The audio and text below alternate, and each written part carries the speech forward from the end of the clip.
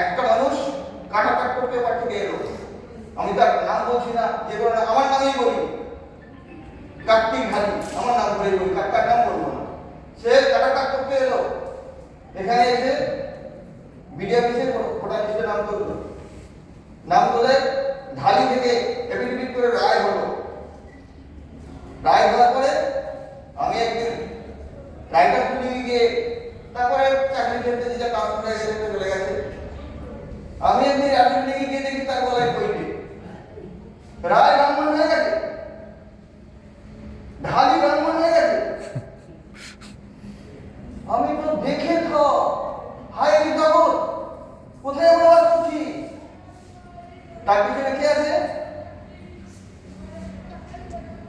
মহামতি মেদিনের যিনি ধারণা চালিয়ে বলেছিলেন যে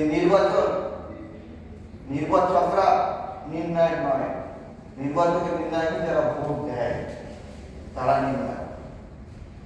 তাহলে কারা কি করে কি করেছে সেটা আমি বুঝি না।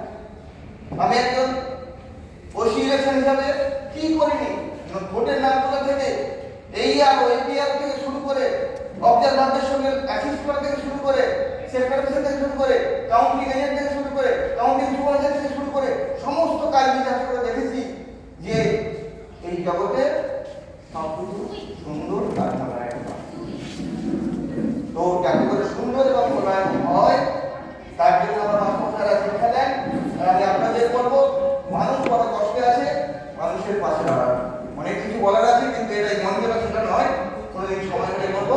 সবাইকে ধন্যবাদ জানিয়ে আমার বক্তব্য শেষ করছি।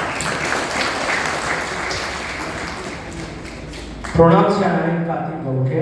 উনি অসাধারণভাবে কি করে একদম বেস থেকে কি করে টপ জায়গায় পৌঁছে গেছেন, তার জীবন আলোক্য আস্তে আস্তে আমাদের ঘরে তুলে ধরেছেন।